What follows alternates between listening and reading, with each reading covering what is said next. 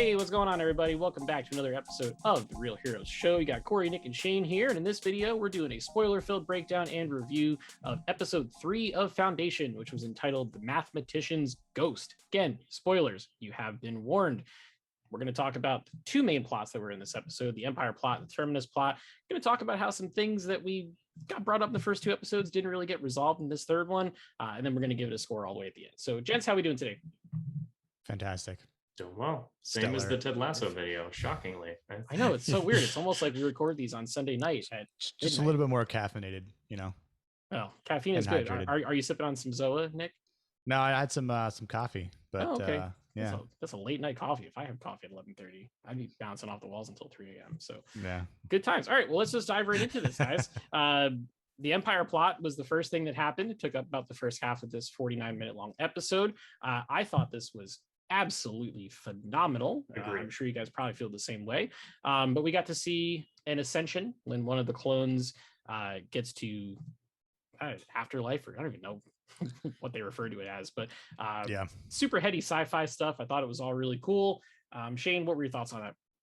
Oh, I adored it. This is like peak sci-fi. I mean, they took this concept that's, you know, the emperor is cloned over and over again, and which was great just to begin with, and they really expounded upon it. And I just thought it was so interesting, especially when like the scene where you have Terrence Mann talking to himself, or the brother Dusk and Day, who are all nearly the same age, kind of.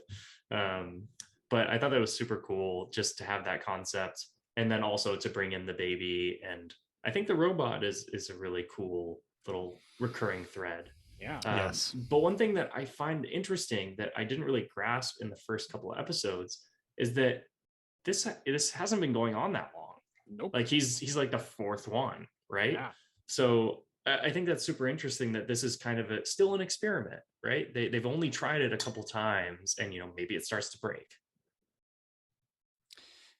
Yeah, it kind of weirded me out for a little bit. Like, I mean, I don't like this sort of thing, but just to think about it as if that were you. Again, like knowing you're a clone for the fourth time over, and he was very sentimental about the first version, right? And I thought about it. It's like, man, what if I was like a fourth rendition of myself, and I had to watch myself just be, you know, incinerated, right?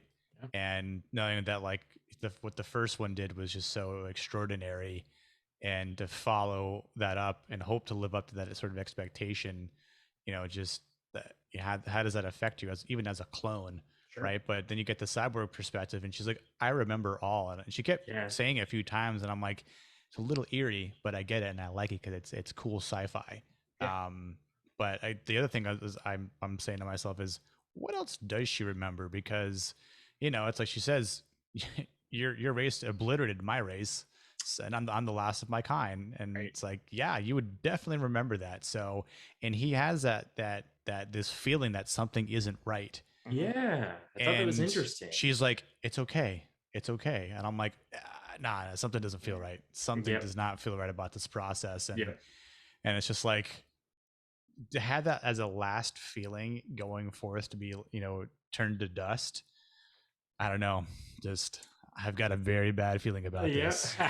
Corey, you said in the last episode that you thought that the kid Dawn was going to be the breaker of the chain of successful clones, right? Yeah, I did, but I almost think it's one more, right? Yeah. You're one off, I think. Well, and that could be like an evolution of clones thing, right?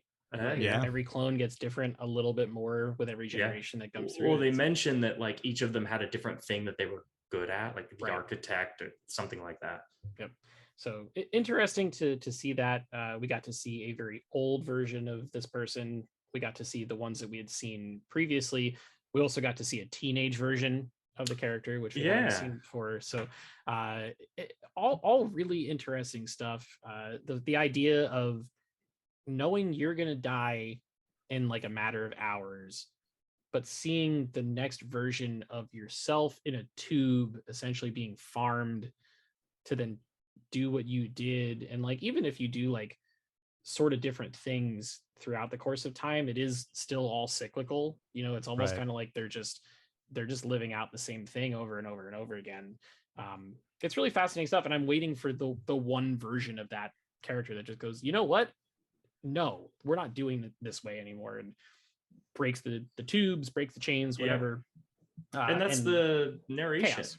Right. That's the narration that Gale is giving us, that you can't see the future. You're only looking at the past and extrapolating the future from there. So if you can learn from the past, you can see the future. Yeah. So really cool stuff. I thought that was great.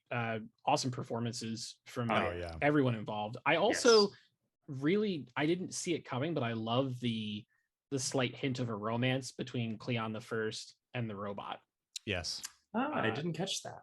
You didn't think that when they were having their talk and she was like, well, you're leaving me or whatever, and he was like, well, maybe one day you'll know death, or she said, maybe one day I'll know what death is like. And he's like, but you won't see it coming or whatever. And all that. And I feel like even if his people obliterated hers, the fact that she's in love with him is the reason she's sticking around. Got it. And then if one of these younger versions of the clones ends up bucking the trend, maybe that draws her to the point where she says, no, fuck this, I'm done. And then that's when like the betrayal happens or something. Got it. There's a lot of ways you can go with it. It's like real heady sci-fi shit, and I'm all about it. Yeah. But, really just exciting. And that's super interesting stuff. We can't move on to the next topic without talking about all the amazing outer space shots when they went up to blow up the orbital ring. Dude. And there's some great cinematography in there too, like great cuts, like when they focused on the jacket that he was going to wear. And then they cut from the jacket on the thing to him wearing the jacket. It was really, really well done and well edited. And then there's one where he like is walking with the lantern and like he passes by a pillar. Oh, that too. But like he passes by a pillar in close up, and then as he passes it, it goes to a wide. It's just like really beautiful stuff. Yeah, that, and I really enjoyed the music, just the tracks in this. Yes. Do we know who the composer is for this series? I don't know, but I could find it. Whoever it was, I mean, what a composition. Just the way it sounds, if you've got a decent audio set up in your like home, I mean, man, it sounds magnificent. I got big time Interstellar vibes. Oh yes. When they were taking off to go up to the orbital ring, I was like, man, this is reminding me straight up of that Hans Zimmer score, which bone chillingly awesome. Yeah. So it is Bear McCreary. Is it? Okay, cool. Who did Godzilla, King of the Monsters, 10 Cloverfield Lane. He also did Battlestar Galactica. So that's probably the exact reason why they got space. Didn't he do some video game stuff too? I think he might have done God of War. Call of Duty Vanguard. He did C as that's well. new. He does C, which Nick, you reviewed. Yes. Nice. Okay. Cool. Yeah. You're right. So the composition in that is actually really good too. So I mean, fits, and it's all Apple TV Plus. So hey, keep it all in the family on that. Yeah. So cool. Anything else we have to say on this Empire plot before we head to the wasteland of Terminus? Only thing that I wanted to point out that was cool was that little hologram of him saying like respect the peace was actually that guy, the older one, and they bring him back to view that. And I thought that was cool. Yeah. Okay. It's like that's when the Star Bridge was built. Also, actually, the other thing I'll propose is, do you think it's a little weird how when he goes to see himself, right, being born, he says it's such a strange feeling to see yourself being born, and like that's against the rules. Yeah, it's kind of weird, right? Yeah. I'm like, but why though? Why? Because you see him right after. You're right? about to be incinerated. Like, who gives a shit? Like, you've already lived through the life cycle. Yeah. So, yeah, I don't know. I wonder why that is. Like, because if this is only the fourth generation, did did they try to see themselves beforehand, like in the second or third time? She implies that they do, that they always want to see it, and that's why it's against the rules. But it seems like a new rule, right? Yeah, it's like no, you can't do this. It's like, well, why though? It's only happened 3 times, right? Yeah, this is like the 20th iteration of it, and it's like no, because we let them do it in the 10th time, and that was just just super chaotic. It screwed everything up, like. Turned him into the Mad King for Game of Thrones. It is weird though, because he can't look at himself being born. However, once he's gone, they're able to take the dust and Simba the new kid with his ashes. They totally Simba him. What the hell, man? Which I guess it's kind of cool, because it's like it's the cyclical thing, right? It's like what's old gets passed to what's new and whatnot. But it's still kind of creepy when you think about it. You're basically so does that mean the clones are Fiki or? Lee Pace is Rafiki. That's a reboot of The Lion King. I'm interested in. Jon Favreau, stick with Mando.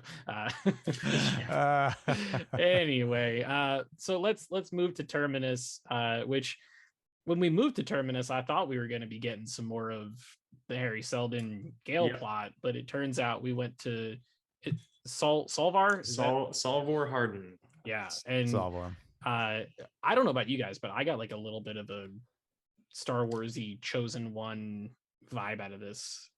A little bit, but I also got that with Gale. So I mean, it could be that they're trying to bridge that connection between the two. Because in the first, I think it's the first one where Gale is narrating, she says all of these names I would become familiar with, right? And Salvor Harden was one of them. So I'm guessing the worlds will collide at some point. They're just spending this time to introduce you to Salvor Harden and force another very fast romance on the audience. Yeah, man. I don't care if they do that, but just I don't know, make it worthwhile, I guess. I feel like we needed like more backstory of Salvor in general. We got the one scene where it's like, I want to go see the thing, and they're like, no, you can't do that. Can't do it. That's it. That's all we got. At least with this romance, though, it was like it's a pre-established romance. It wasn't like I don't mind that as much. Raish and Gale, where it was like, hey, I met you yesterday. Let's bang each other. Like that. Right. But it's like after an episode where we get like superfluous sex scenes, we got another one.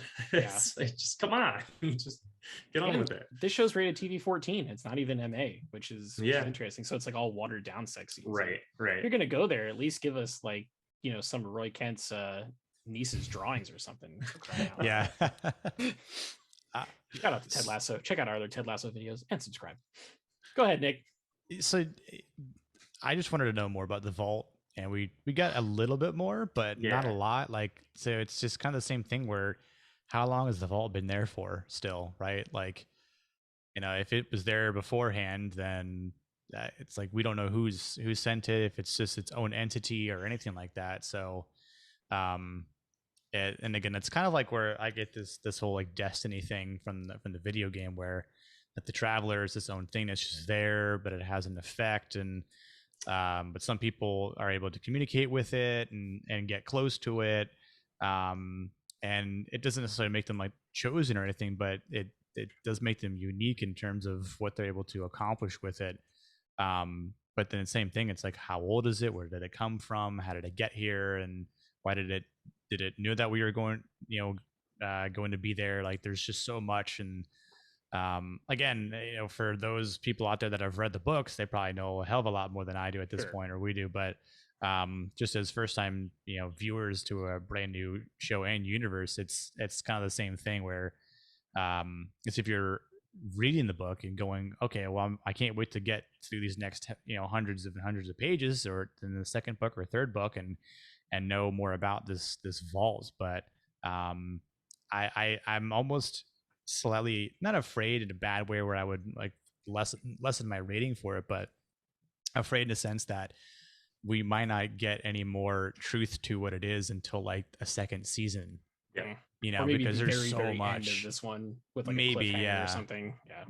Like, but and again, I like the mystery to it, and I obviously the brilliance of Isaac Asimov. He's not going to create like this mystery box from MacGuffin like J.J. Abrams and just leave you pondering what the fuck it means. But so again, like it's I love the fascination behind it, and some of the references, and we get to see it in here, and but well, yeah. And it seems like the vault can almost kind of think for itself, because in this episode, what do they call them, the null lines, they're expanding. So this little quasi force field thing that causes people to bleed out of their noses and pass out is getting larger and larger, and at the same time there are 3 gunships from the Anacreons that are landing. So it's almost like maybe this thing's like an advanced AI or something, and it can sense when there's danger and protect itself when that does, which that opens up a whole other barrel of monkeys. My theory has always been that it's something with Harry Seldon on the inside, but time will only tell on that. But what do we make of the Anacreons coming to that planet and kind of stirring some shit up? I think we've established that there's a war between the Anacreons and the other planet in the prior episode, right? Yes. So my thought is that they are trying to expand to control more of that space. Okay. I don't necessarily think they know that there's an Imperial colony there. I think it's more that they're, especially because at the end they say like, who the hell are you? Why are you here? I think they're actually just trying to establish a bigger presence and take over more of the galaxy around their neighbor, who they're at war with. Again, like I thought we were going to get a little bit more of a conflict this episode, but it seems like from how things are looking, next episode is when we'll get some more conflict, since it's the entitled Barbarians at the Gate. So, but again, like I kind of wondered at some point we'll get some more ground combat, or some not that I'm seeking violence by any means, but just where's your coffee mug? Where is it? It does say violent gentleman. Violent coffee gentleman club on it. Get out of here. I'm not seeking violence. But it's a space. It's a sci-fi. Like, come on. Like, look at Star Wars comes out the gate with freaking Empire with stormtroopers and Darth Vader, landing on a Corellian, starship trying to get the Death Star plans. And I mean, come on. Like, did you guys hear the Corellian reference in this episode? I did. Corellian Corvette, and I was like, oh shit, I've seen that before. Yes. Oh boy. Between that and Mustafar showing up in the What If episode for Marvel last week, I was like, what on earth is going on here? Shane, you don't watch Marvel stuff. You're above that. Don't even try to act like you know what's going on. But yeah, so we talked about it a little bit in the other plot. Guys, the cinematography in this section, the plot wasn't quite as good for me as the first half, but the imagery was just striking. Yeah, it was amazing. Holy shit, this is a TV show. Yeah. Better than movies. What on earth, man? All these wide sweeping landscapes and these big shots with the multiple moons flanking everything. It's just like, what a time to be alive, where we're getting this stuff for $5 a month on our televisions at home. Isn't that crazy?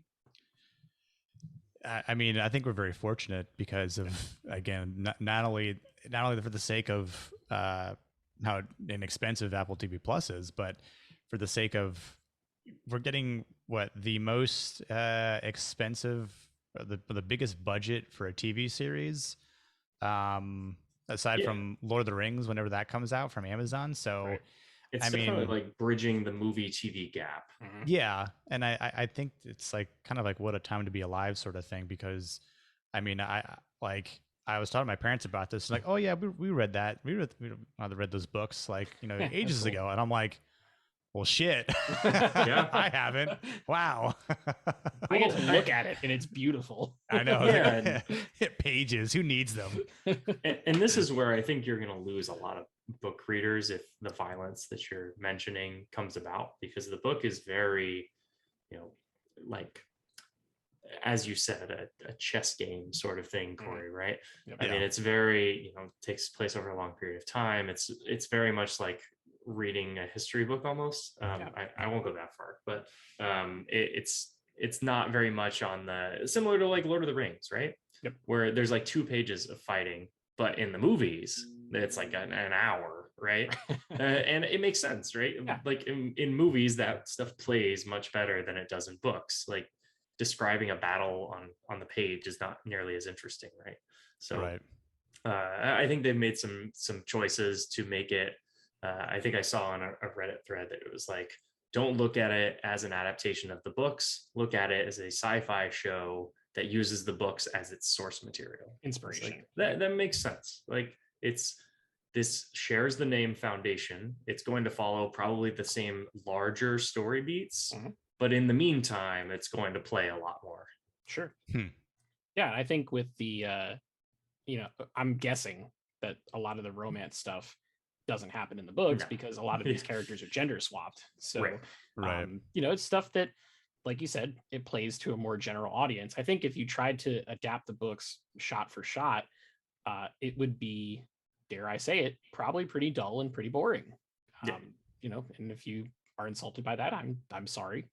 I've not read the books. I love books, but sometimes stuff just doesn't translate to the screen. It's very true. There are things that get cut out. Like Nick, you've read the Lord of the Rings stuff time and time again. There's good chunks of those books that didn't make it into the movies, right? Yep, and there's a lot of stuff that were like, again, like in The Hobbit, Radagast the Brown, he's not in that, and he's in that trilogy a hell of a lot. So again, where it was great to see him as a character and what he brings to the series, and again, like it's just something else that was expanded upon from the Tolkien universe. I mean, I think if you're a fan, much like if you're a fan of Isaac Asimov and this Foundation trilogy or series, you can't really be mad at some of these things that are getting created, because again, it's trying to broaden the scope and the audience to just to say, hey, listen, there's obviously space is very vast, it's very large, it's very wide. There's a lot that can happen. Not every single person they're not all males in space, right? So it's like, I mean, they've got to have a way to reproduce. Unless it's all asexual reproduction and all cloning, which science. I mean, where's the fun in that? So no, I think at the end of the day, it's not that had this show been terrible, then I totally get book readers being upset about it. Sure. But like it's off to a very strong start. I mean, I'm heavily enjoying it, and it's actually making me want to go back and read the books. So, and if that's what it does, then mission fucking accomplished. Right. Like, I feel like we're gonna have this conversation in a couple weeks when Dune comes out too. Yep. Because Dune is a 2.5 hour movie that adapts roughly one half of one book in a series of like 20 plus books, right? There's going to be stuff that gets left out. There's probably going to be some other stuff that ramps up action or humor or whatever to make it play to a more broad audience. And that's fine.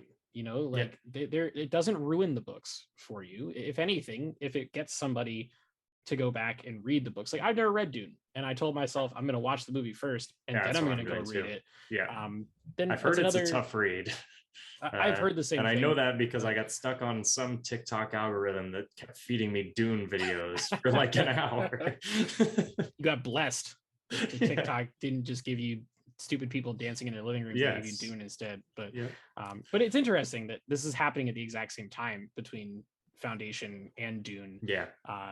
And I think it's cool, and I think we're gonna get one of the better looking TV shows as well as one of the better looking and sounding movies that we've seen in a very long time, because of that, and we're all very lucky for it. So speaking of things we're not very lucky on, a lot of the stuff from last week's episodes just didn't really get answered. So Nick, what are your thoughts on like the stuff with Gale and Raish? Like, it just kind of really didn't get addressed at all in this episode. Yeah, I think because it didn't get addressed, it was like, what was the point of it anyway? And forgetting these time skips, 400 years in the past, 400 years in the future, 19 years in the past, 19 years in the future. Cool. How about from last week to this week? Yeah. They have to go back, right? I mean, I think they will. But God, I mean, I hope they will, because again, it's like we're getting this narration, but that's fine, and I understand it. I understand the whole point of narrations, but like just like again, you're with the forced relationship that you don't expand upon. Like, I wonder what the seasonal choice of that was. So I mean, maybe it'll make more sense next week, but the same thing is, what if we don't get it next week? So then you run the risk of people forgetting about it. Yes. Right, because there's a lot of shit to think about already with this show. I was like, there's so much that's already in these 3 episodes that's like, and I know there's tons more coming too, which that's my fear, is that people just don't remember. And God, I wouldn't blame them at all, because I still find myself like typing stuff down in my notes or trying just like pointers to remember what the hell is going on, because there's so much behind it all. And I think it's just like, again, it's the show where we can watch multiple episodes, or these episodes multiple times, because of go back and things we missed, and just to be sure. But I don't know. What do you think? So my thought. Go ahead, Corey. To me, the only thing I'll say, I think it's refreshing that this is a show that demands that you pay attention. Oh, for sure. We have enough of that in this industry currently. And if it gets confusing, then pay attention. Put your phone down. So Nick or Shane, go ahead. Say your piece. I was gonna say, I think what they're kind of setting up is I haven't read the books. I'll say that again. Right. But I think Gale and Salvor have to be on the same timeline, and so like they eventually meet, or that's my guess. But initially they're not on the same timeline. Ooh. And I think the sending her through space might kind of merge their timelines together. And so that's why I'm thinking that they needed to show us what happened with Gale first, and then they need to show us what's happening with Salvor Hardin, and then they put the two together. Is she technically it's in like the Witcher cryostasis sort of thing? That's my thought. I have no idea. She's sealed in a tube, right? Yeah. And the only reason I think that is because Gale mentions, like, I would learn these names in the future, whatever, right? Or maybe it's not even that. I don't know. They wouldn't sacrifice that actress, right? So she has to be in some sort of age, like same age thing. And so my thought was, they're going to have, like, it's like if you've seen the Witcher TV series, where you don't, thank God Foundation tells us which timeline we're in. But in The Witcher, it's like you have 4 different timelines going on at once, and they all merge in the end. And this one, it might kind of be the same thing, where Gale's timeline and Salvor's timeline are slightly different, and they have to merge them together. And in doing so, you have to kind of tell both stories, and then finally they get there. And then it was all part of Selden's game. Yeah, and I think the vault is also Selden's game. So the other thought I had was, I wonder if Harry knew about the vault. Like, yes, and obviously he does, but I wonder like how long he's known about it, right? Like if the plan was to go there the entire time, and if the vault was there even prior to that, like, that did is he not have a coincidence? Like, like there's something he had to have known about it, like I mean. So I'm not entirely too sure. Like, again, like, I think we looked up on IMDb before we recorded this that he's supposed to be in, what'd we say? Or what'd you say, Shane? 9 episodes I think total? 9, but so the thing about IMDb that's weird is if somebody is in an episode, it initially puts them in the rest of the season. So like the teen emperor, it says he's in 8 episodes. Do I think he's actually going to be in 8? Probably not. So that's why I'm thinking, like, maybe they just said that as like, we saw him in episode 3, so they're assuming that he'll be in the rest, and that's just the default state until we know how many. I don't know. Although Jared Harris's statue was in this episode, so maybe they count there he is on IMDb. I don't know. He did a really great job. He was terrific at staying still. Didn't even have to say a word. If we can keep talking about the vault. Yes, please. So did y'all notice at the end of the episode that they repeated the shots of the person running through the field into the ship, right? Yes. Yeah. So is there identical, right? Yes. Is something going on with like time travel or time looping or something I hope so. related to this vault? Like Hell yeah, that's bring it my on. only thought, is that like it's expanding and doing some sort of time warp thing. I wouldn't be surprised if there was, right. It would almost, I don't say make sense, but also just kind of be really interesting for the sake of why is it doing this? Yeah. Is it only that section or what? So, but again, it proposes if you can learn the secrets of the vault, do you hold the power? Right. Yeah. So, I mean, who knows what's going to happen this season with that. I have a fever, and the only prescription is more wild sci-fi concepts. So Yes. they need to just throw that shit at me. More vault. Every time something weird happens on this show, I'm like, yes, more. Like it's the Kylo Ren gif. More. Oh God. But yeah, the first half of the episode was obviously much better than the second. I think we're all kind of in agreement on that. However, Shane, how would you score this one coming off of the first two from last week? First 20 minutes, 10. Second 25 minutes, 6. So I'll go 7. Total. Okay, fair enough. Nick, what do you think? I was gonna say like somewhere like around like a 7.8, maybe an 8 around there, but between a 7.5 and 8, I'm kind of torn because again, like the first half was just so well done, and the second half was kind of like I'm intrigued still, but I kind of felt a little like wanting more. Sure. And then ended, and I think again we were a little spoiled because the first 2 episodes are an hour long, and they came out on the same day. Yeah, and then this one was shorter, obviously. Yeah. So I kind of wondered if we would have gotten like another 10 to 15 more minutes of extra content talking about more. Would that have, especially in the second half, would it have carried that first half like just thrill of story and but yeah. I will mention before you score yours, Corey, I will mention that the Rotten Tomatoes score has increased since the last time we talked about it. Oh, has it? Oh, that's nice. So I think as more reviews are coming, I think it was like 72 and now it's 76. Okay. So there's, I looked at like the recent reviews and more of them are positive. Is there an audience score for it? 62? 62%. Really? Yeah. People are dumb. Really? Shocking, actually. Yeah. Surprisingly low. But I was going to say 7.5.